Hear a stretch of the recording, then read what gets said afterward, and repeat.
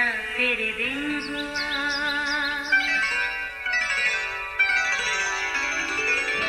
नया फिर दिन हुआ, पुरानी रात का करे सो शुक्र हम खुदा की जात का, खुदा की जात का नया फिर दिन हुआ।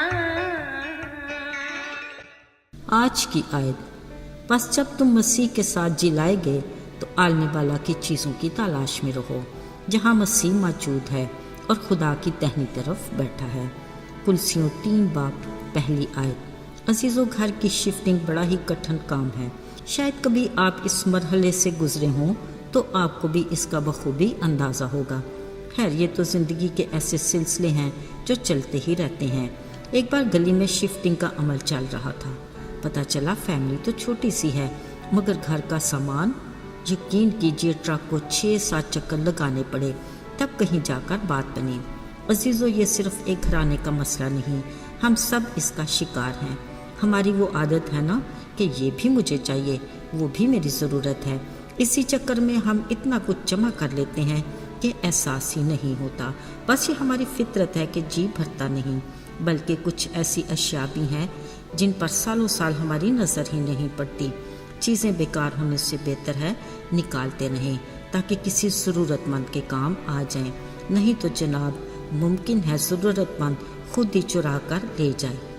खैर, खुदा ऐसे बुरे वक्त से हम सबको महफूज रखे, आमीन। अजीज़ों, खुदा के कलाम में हमारे माल जमा करने के खदशात और ख़तरात से भी आगाही मिलती है। लिखा है, अपने वास्ते ज़मीन पर माल जमा ना करो जहाँ कीड़ा और संग खराब करता है और जहाँ चोर नकब लगाते और चुराते हैं। ज़रा ध्यान दीजिए, हर बात हकीकत से किस कदर करीब है। अक्सर औकात तो ये भी होता है कि हम अपने बुज़ुर्गों के जीते जी उनकी कदर तो करते नहीं, फिर अकीदत के तौर पर जब उनकी आंखें बंद होती हैं तो उनकी कुछ चीज़ें यादगार के तौर पर संभाल कर रख लेते हैं। सोचा जाए तो ये बेमकसद किस्म का तकल्लुफ़ है। इन्हीं चीज़ों को कभी कीड़ा लग सकता और कभी जान खराब करता है। अलावा जी, हमारे अपने शौक़ और ख्वाहिशात के घोड़े ऐसे बेलगाम हैं कि मार्केट में आने वाली ऐसी चीज़ों पर भी मन आ ही जाता है जो सिर्फ अमारत का दिखावा और नमूदा नुमाइश होते हैं।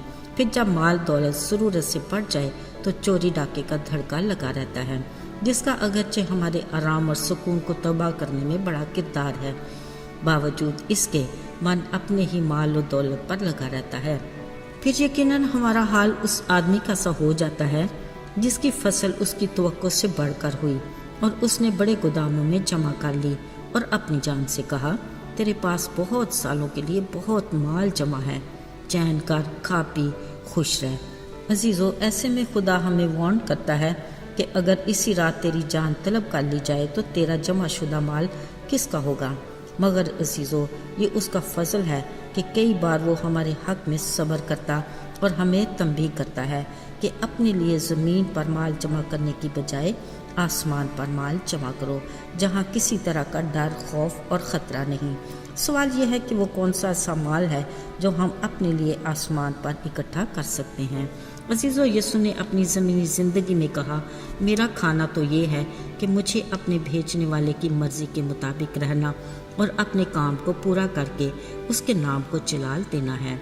याद रहे, एन इसी तरह हमें भी खालिक की मर्ज़ी को पूरा करना और अपने कामों से उसके नाम को जलाल देना है।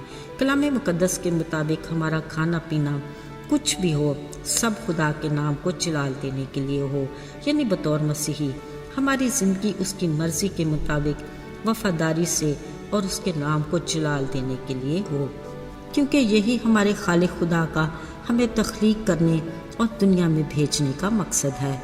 इसलिए खुदा ने कहा, इस दुनिया में माल जमा करके अपना दिल ना लगाओ। उसने फरमाया, बस जब तुम मसीह के साथ जलाए गए हो तो आलम बाला की चीज़ों की तलाश में रहो जहाँ मसीह मौजूद है और खुदा की दाहिनी तरफ बैठा है। आलम बाला की चीज़ों के ख्याल में रहो, ना कि ज़मीन की चीज़ों के, क्योंकि जब तुम मरोगे तो तुम्हारी ज़िंदगी मसीह के साथ खुदा में पोशीदा है।